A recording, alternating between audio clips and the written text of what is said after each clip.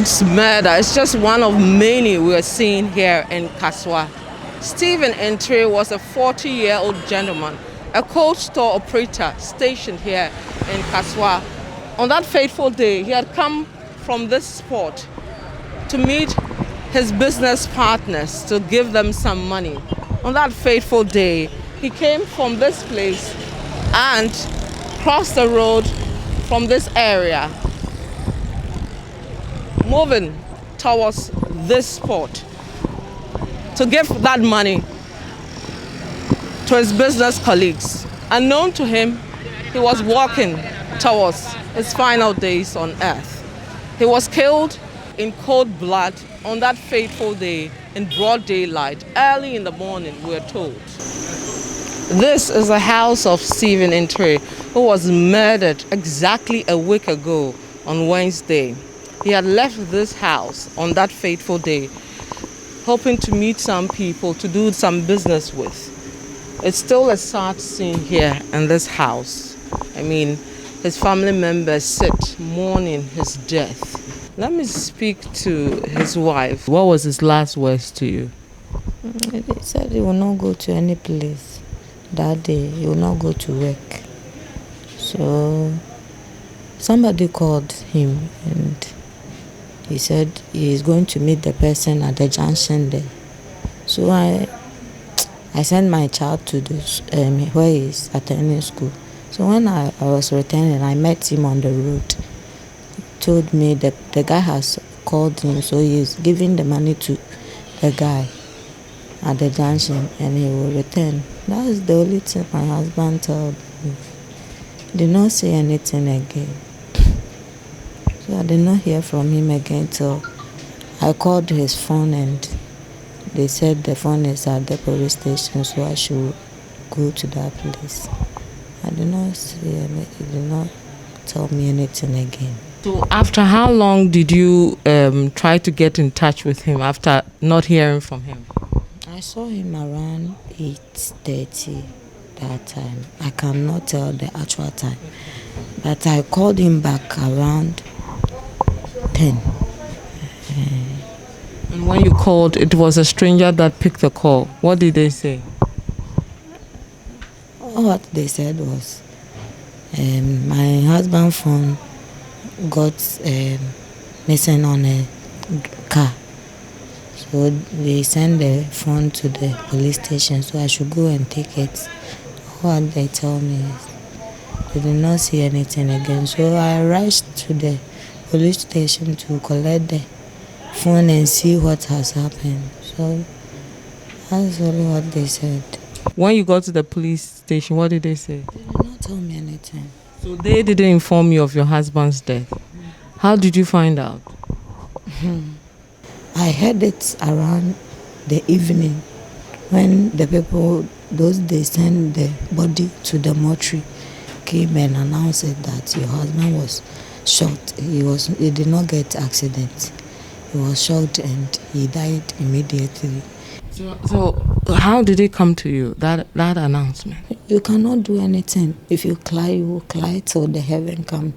The person will not come again. So we have to take it like that. All is in the hands of the Lord.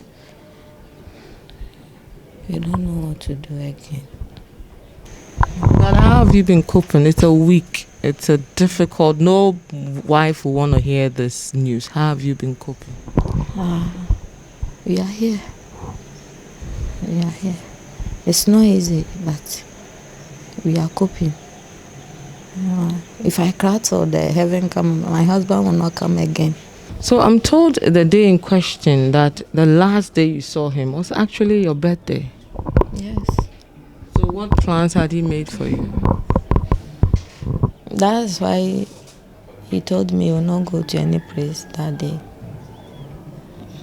So that he can celebrate it a little for me. So all that he told me is I'm going and come. I did not hear anything again. So that's the widow of Stephen Entre, who was killed exactly a week ago here in Kaswa, adding to the growing number of deaths we are seeing.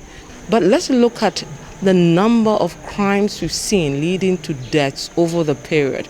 Earlier, I told you at least 14 people we know on the record have been killed.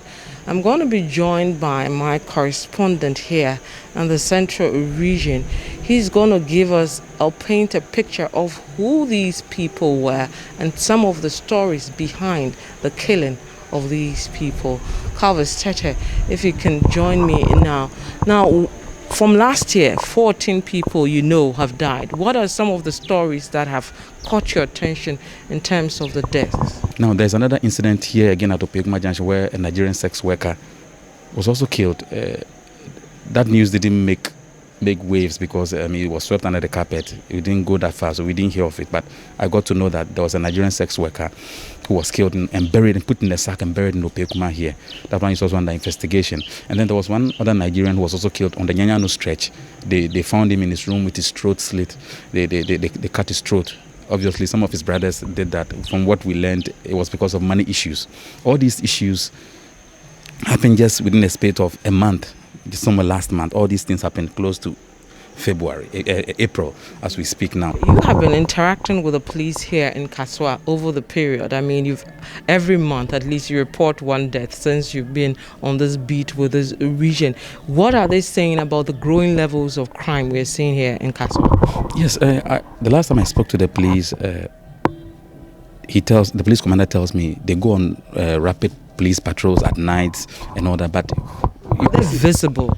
They are visible in some areas, but they lack logistics. So you can see that because of the logistics, sometimes they have to make do with some temporary structures, even as those ones they use as barriers to just check, random check-in. So they are trying their best, but they need logistics to work. And, Kasoa has become a bigger area. Now they need more men from what I've seen. How big is Kasoa? What can you use to describe the level or the size of Kasoa? Because it appears to be a very huge area. Kasoa cuts across, it shares boundary with Gomoa East on the Burumburam side. It also shares boundary with Gan South in the Greater Accra region on the other end. So you could look at these sizes and then even going to the Amasaman side, it also shares boundary there. So Kasoa is very wide. I would say, unlike like Ashaiman, when Ashaiman was those days, that is the size of Kasoa. It's very big. So, and from what I also learned, every week about 200 people migrate to Kasoa. When you go to the toll booth side, you are there, you see vehicles coming with people coming to Kasoa every week. When they think of accommodation is cheaper here compared to Accra. So when they think of accommodation and a settlement, Kasoa is the closest place they can think of. So we've been studying the Kasoa story proper. We've been looking at the trends in terms of the population size, what is leading to the growth in numbers, like Calvis is saying. What kind of people live in Kasoa? Why are we seeing the growing numbers in crime among